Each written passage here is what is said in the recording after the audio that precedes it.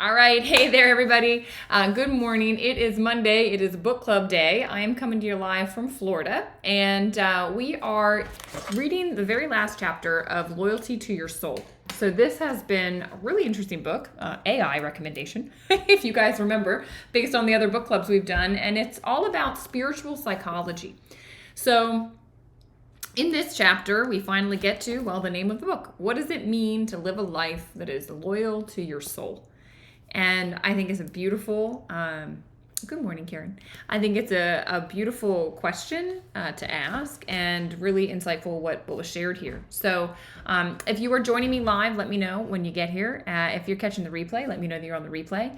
And we will be reading another book after this. So if you are like in the midst of this, you didn't know we were doing a book club and you're just dropping in, of course this will stand alone as a powerful conversation, but we will be doing another book club coming up here, and I'll keep you posted on that. So chapter 10, self-forgiveness in context, the big picture. There's a little kind of like subheading here that I wanted to read because I thought it was great. Hey, Charlotte.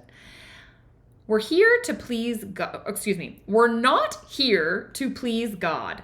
We're here to realize that we are God, meaning that we're a part of God. In the moment of that revelation, we find our true freedom. Know the truth, and the truth will set you free. What is the truth? Well, spiritual psychology says it is learning that you are God made visible. You have a soul. Right? And that essence is divine. And I have learned it with a beautiful analogy in the lineage that I study of like the ocean and the wave. Like everything is the ocean. Waves are made up of the ocean. You, as an individual, are a wave. You're an expression of the ocean. You're something made visible. And we come into this form and we forget that we are part of something bigger than ourselves, that we are this soul that is here manifesting in this physical form, but that we are connected to the ocean and that our wave will eventually go back into the ocean. We forget that. And we spend our life in this external world thinking all the answers are out here because we've forgotten, we've been cut off, that we've been separated from this knowing. And it's about realizing, the moment you realize, oh, the answers aren't out here, this feeling of separation is because I forgot that I'm part of something more. That I am the divine made visible. Once you realize that, everything dissolves. All of the issues that we thought we had, we realize they're all just an illusion. And we get to experience life through and being an expression of the divine. And that's what this kind of quote at the beginning was getting at. And I thought it was interesting, and really everything is kind of right there. And that's what true freedom is. Know the truth, and truth will set you free. Once you realize that this is like a temporary thing, but there's an eternal part of us, you start to have a lot more fun. You start to take things a lot less seriously. And it's just a great way to live. So he kicks off this chapter with something I really enjoyed. Did anyone else enjoy this like exchange with the professor and the student? I just was laughing. I thought, well, what a great thing. So this professor, right, is putting out that God doesn't exist. And he's talking about it through basically trying to prove his point through showing, well, evil exists. And therefore, like, if God created everything, he created this, why would he do this, blah, blah, blah. He has this whole thing.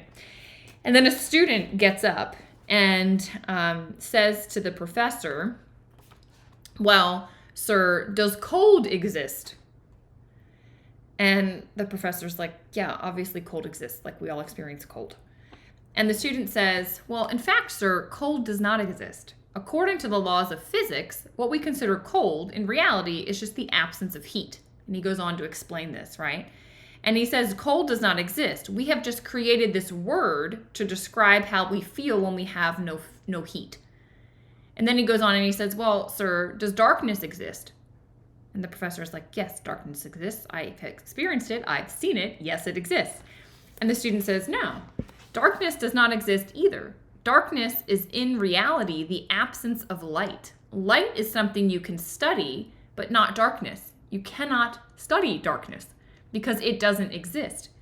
Darkness is a term we human beings use to describe what happens when there is no light present.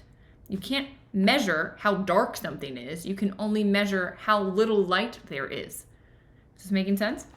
And so then he comes to the professor's original point, and he says, evil does not exist, or at least it does not exist unto itself. Evil is simply the relative absence of God. Super interesting, right? Darkness is the absence of light. Cold is the absence of heat. He says, it is just like darkness and cold, a word that human beings created to describe the absence of God. God did not create evil. What we call evil is the result of what happens when a person is unaware of the presence of God's love in his or her own heart. It's like the cold that comes when there is no heat, or the darkness that comes when there is no light. And I thought it was just it's probably the best argument I've heard for someone that, maybe says like, well, this doesn't exist. And it's like, well, it's the space of evil can only happen in the absence of the loving presence, which is what they call God.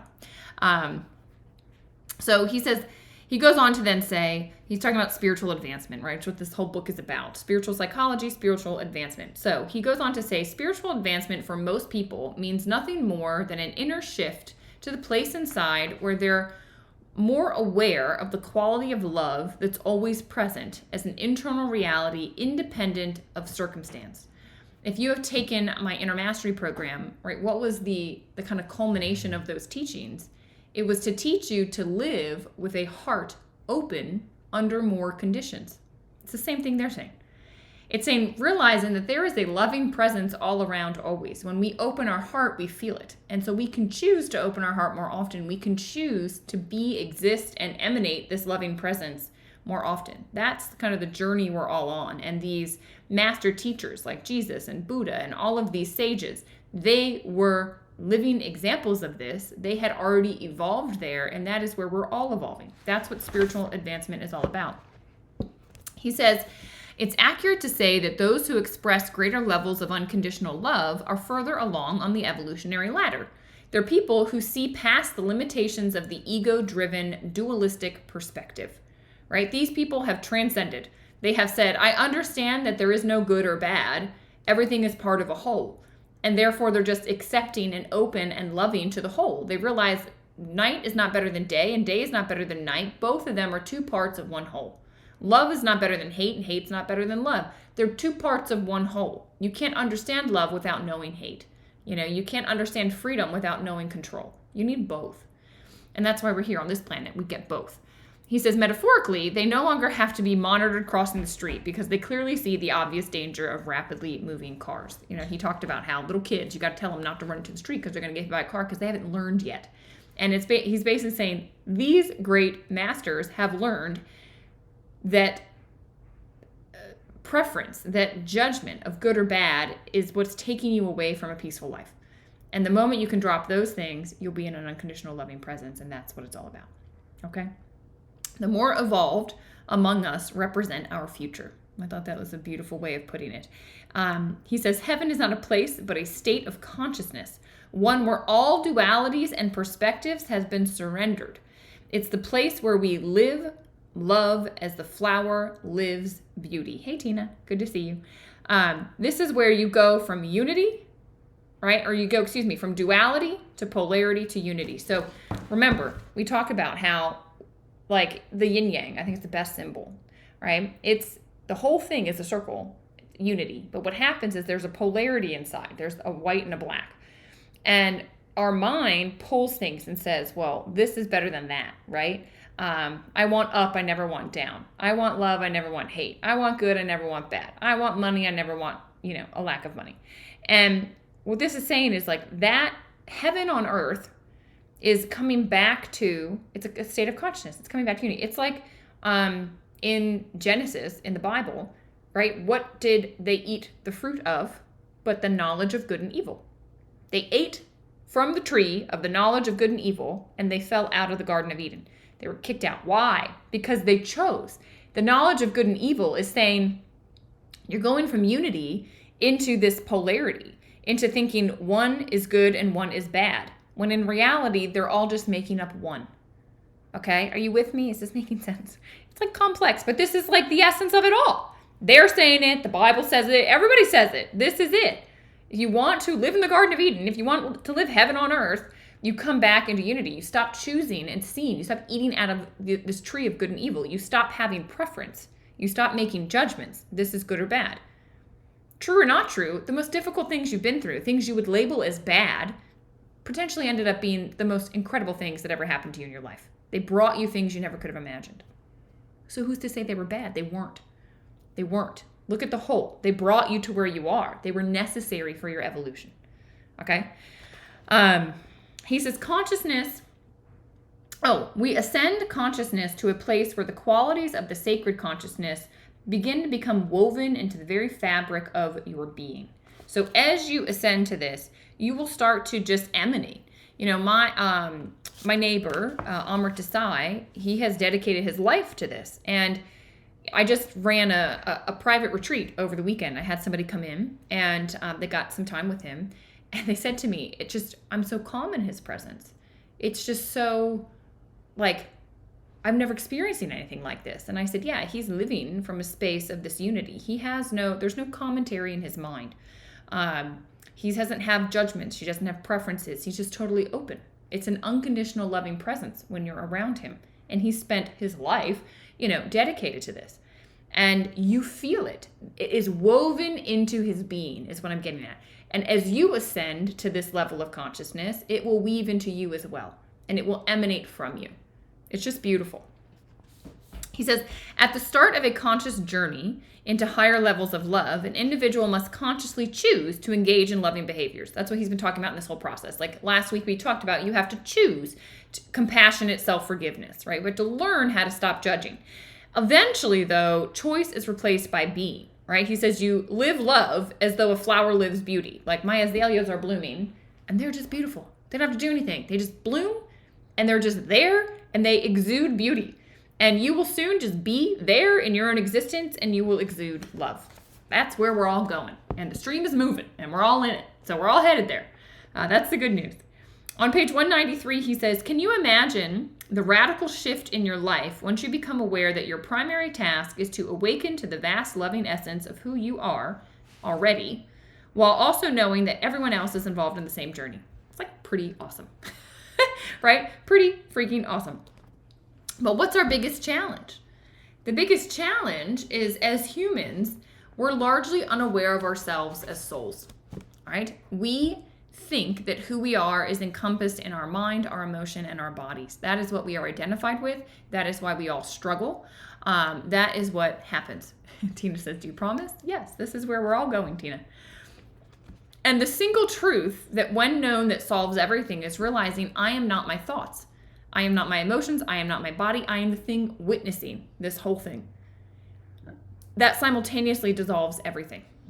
I loved that. You know how if you go to the doctor, they have these codes, right? In psychology, they have codes. This is the code for PTSD. This is the code for anxiety, bipolar, whatever. There's these codes. He says there's one code in spiritual psychology. He says, in the dualistic reality of spiritual psychology, the entire diagnostic and statistical manual of mental disorders, which is the manual used by mental health professionals, could be reduced to one single code. We'd call it 100.1. Perceived separation from self. Believing you are the wave independent of the ocean. You've totally forgotten that you're connected to something bigger. You've totally forgotten you are a soul having a human experience. That is the problem that everybody has. It boils down to one thing. And I could diagnose all of you with all of it, right? 100.1 for humanity. Everybody has this. But that's the point. That's why we're here. That's why we are here as humans, was to forget so that we could remember, so that we could experience ourselves anew and come to this realization. All right. But there is a personal shift happening in each of you. That's why you're resonating with these books and these conversations. But there's also a global shift in humanity. And he writes here at the bottom of page 194, it's clear that something new is struggling to be born in the midst of something old struggling to keep from dying. And you can see it out there when you look at the world. You see that there's these old structures and old things, and they're falling away. They're coming to light. Finally, the light of awareness is being shown on these evil practices, like these things that have been going on. And it's like, it's struggling to survive, but it's so clear that it's done. Like there is a shift in consciousness. There's a shift in humanity that's happening. And that's what's going on. Oh, I'm sorry. It says Facebook is freezing. Well, the clear version will be up on YouTube. Sorry about that. I don't know what to do. I'm on my strongest internet. I even got new internet. I got Starlink. It's supposed to be the best. Okay. Another little aside that I liked, he says healing describes the process of spiritual progression and is another word for evolution. So as you heal yourself, as you start to study yourself, as you let go of judgments of yourself, as you start to heal those parts of you that, those traumas that are stuck in your system, you will start to evolve. You will start to evolve consciously. Oh, it's not for you, Tina. Okay, so maybe it's theirs. Okay, it's not mine. I was like, darn it. I thought that I was getting the best internet now. Good. Glad to hear it's not me. Okay. He then got into kind of like this whole thing about the unconscious mind and this feeling that people carry around like something's off and something's wrong with them. And he was talking about how they even do work in prisons and how they see that these people, they really believe that something's wrong with them, that they deserve to be punished. And what he's trying to point out is that this feeling that we have, like something's wrong, something's off, it's the fact that we've forgotten that we're more.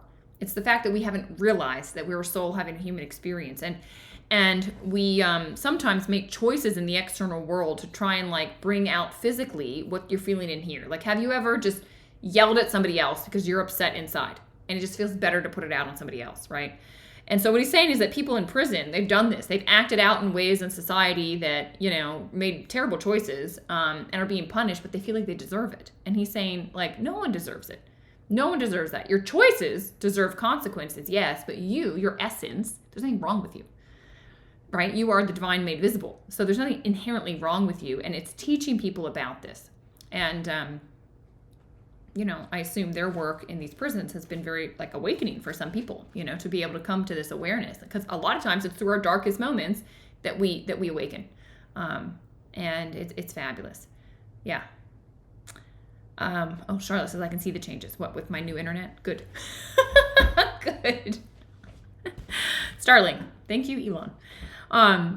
As you awaken into the context of spiritual reality, you will see that whatever you have thought, felt, or done is all in service to the learning line of existence.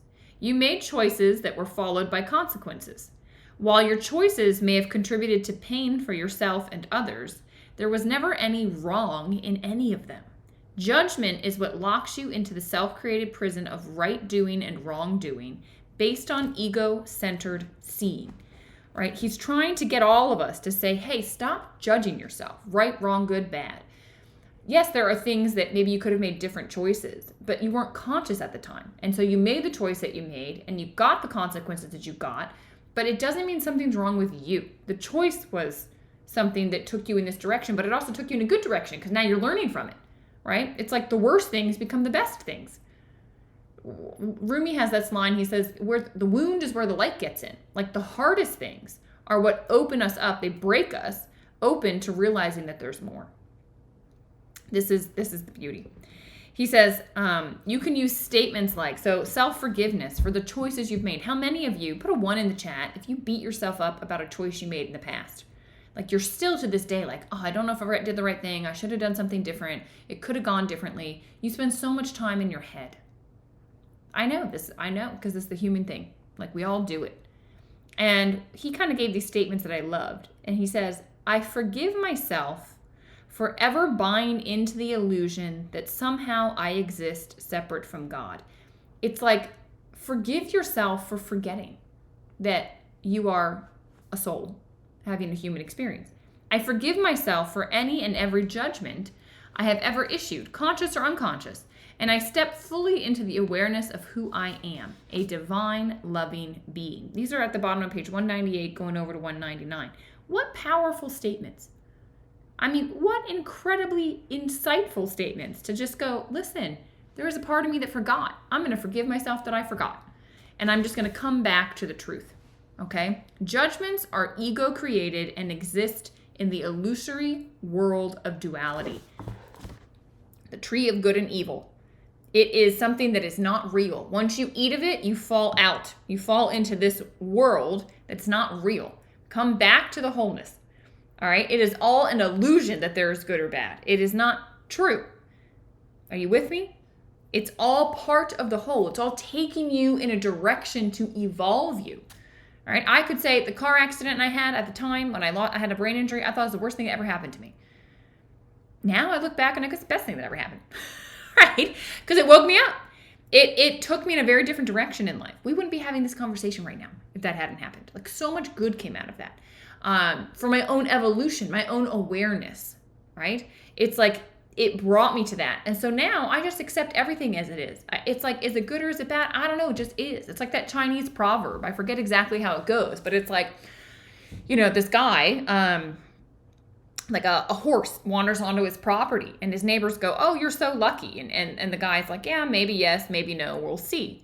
And then his son is like trying to tame the horse and riding the horse and gets bucked off and breaks his leg. And the neighbor's like, "Oh, it's so unfortunate for you." And the guy says, "Maybe yes, maybe no, we'll see." Well, then the army comes through town and they're recruiting everybody the age of the son, but the son can't go because he's got a broken leg. And the neighbor comes over and says, "Oh, you're so lucky." And the guy's like, "Maybe yes, maybe no, we'll see." And the point of it is like, nothing's good or bad. There's a bigger picture to all of it. And we need to stop letting our mind go into it's great that I got a horse. Oh, it's terrible I broke a leg. Oh, it's great I can avoid military service. Oh, it's this. It's like, no. Just, it's all life. It's just things are happening. Stop assigning good or bad. Stop doing the magic trick of saying this is for me or against me. It's just happening. It is neutral. Your mind is doing all these gymnastics to make it something that it's not. And so just come back to a quiet acceptance of what is as is, and then decide how to act once you know that, from a place of inner peace. Make sense? They describe all of this as, he says, judgments are ego-created and exist in the illusory world of duality. So it's all an illusion. So if you're in this elusive world, if you're in all these knots, I think about a rope, like we tie this like rope up in all of these knots with all of these things. Should be that way, could have been different, whatever. It's like you don't even need to untie the knots. You just burn the rope. It's like once you realize this, it's all an illusion. The rope just burns. There is no more rope. So there's no more knots. Just poof, like that. When you really, truly get what we're talking about here. He says, all judgments are made of nothing. That is why they dissolve in love. It is based on nothing. Nothing. It's all in the head. It's all just an illusion that you did to yourself. How crazy. How crazy. Drop the illusion, it all drops. This principle they have, principle 22, I guess is the last one of the book. Judgment is self-condemnation. Self-forgiveness is redemption and compassion. Acceptance, peace, and joy naturally follow. Okay? Rumi has another, I never heard this Rumi quote. Rumi says, out beyond ideas of right doing and wrong doing, there lies a field. I'll meet you there. And I just love that. Beyond the right doing and the wrong doing, beyond the duality of life, there lies a field. What's beyond it? Wholeness, oneness, unity. And he says, I'll meet you there. Yeah, I'll meet you there in that field. That sounds great. That sounds great. He says, once you've completed your work of letting go, you'll walk through life in acceptance. Since you'll make no judgments, there will be no unnecessary emotional suffering, and no self-forgiveness will be required. Your backpack's going to be empty. And having learned the art of acceptance, you'll live in peace and no longer be involved in rock collecting. All right, this is the last paragraph of the whole book. He says, at that amazing time, the path of your life will be revealed in stunning clarity. Its direction readily apparent, requiring little navigation. You'll meet other conscious travelers along the way, and as you pass, you'll each bow your head in namaste, and your greeting to one another, rather than how are you, will be thank you for being loyal to your soul. I just loved that. It never clicked for me, the title of this book. Maybe it clicked for you all. It did not click for me until I read that, and I went, oh, how beautiful. What they're talking about, loyalty to your soul, living a life where you are loyal to the thing beyond the mind, right? And you'll be able to recognize it in other people and bow to that in other people. In the lineage I study, they say Jai Bhagwan. It means victory to the spirit. It's the same essence, right? It's victory to the thing beyond the mind. Let's all drop our mind and live from the space of our spirit, of our soul. And that's why we're all here. And you all are on the path, all right? Which is why you're resonating. So he had a STEM sentence that said, for me, loyalty to my soul means, and I wrote, loyalty to my soul means moment by moment, dropping my mind, my reactions, and my judgments. That is being loyal to my soul. Every moment, moment by moment. You know, my teacher always says, these 90s, he says, the mind is so powerful, the ego is so tricky, it will just worm its way into everything. You have to be diligent, moment by moment, every single day, watching the judgments, watching the mind do its thing, watching the reactions, and just keep putting them over here and dropping them, putting them over here and dropping them, not engaging with them. All right, that's the key. So that's a wrap. Did you guys like this? It was an interesting book. Different perspective. I'd never heard some of the ways that they talked about things, and I just love how all of these things are getting at the same core truth, and are all really powerful for us, for our conscious level of awareness to continue to grow. And word on the street is that Michael Singer, has written another book, and that book is coming out in March. I don't know if it's March 1st. I don't know when it is. I pre-ordered it on Amazon, and I think that's going to be our next book club book. I love Mickey Singer. We have done one other of his books. I think we did, what did we do? Living Untethered? Yeah, I think we did Living Untethered. He has The Untethered Soul. He has The Surrender Experiment, and I think this one is called Wisdom Untethered. I think it'd be great for our next book club. Do you guys want to keep doing a book club? Yes, Tina, it's lots to digest. And I don't know, I find these books, like, it's a constant reminder. Like, I need to keep sitting with truth. I need to keep sitting with these other people that are walking a similar path, that have come at it from a different angle, that understand it from a different perspective, because each one kind of helps move another layer out of my own way. And I love talking about it, so I'm grateful for you all to be here with me doing these book clubs. If you find them helpful, we'll keep doing them. Otherwise, you know, I can read my books in silence myself, but I'd much rather, it's like more helpful to teach it too, to talk through it, to like really digest it. Is it powerful for you all? I think if you would like to continue with this, message in Telegram in our chat. We'll talk about that. It draws me back to where I need to be. I agree, Karen. It's like it just tethers us. And having this like space to do it together is great. And if you can't make it live on Mondays, you know, you can always catch the replay. But I appreciate those of you that are on live. And just blocking the time. And it's a great way to start the week. So it's harder when you're on the road alone, Tina. Yes, it is. It's much harder. You know, it's like my teacher always says, community is stronger than willpower. Okay? Who you surround yourself with, your company, is stronger than willpower. So we're creating the right company to help us, because our own willpower, it takes us, like, we try, but then we fall. Because the patterns, the ego, it's so powerful. But if you just keep coming back to this, keep resetting, it makes a difference. Your book clubs are awesome. Thank you. Yes, book club. Yes, let's continue together. Okay, so we'll keep going with book club. And I think that the Mickey Singer book, like, it's a brand new book. So I'm excited. I adore him. And I want to read that book. So I think it'll be great what we do next. And I'll figure out where I ordered it on Amazon to pre-order, and I don't even know when it's releasing sometime in March. So I think it gives us time to get it and to figure out things, and we'll go from there. Sound good, guys? All right. Lots of love. I will put this up on YouTube so it's accessible anytime, and you can always share it with somebody else. Please pay this forward. Please bring another person to book club, and let's keep helping everybody just wake up, right? That's the world I want to live in, one where we're all living from love. Okay. Have a beautiful day. Lots of love, guys.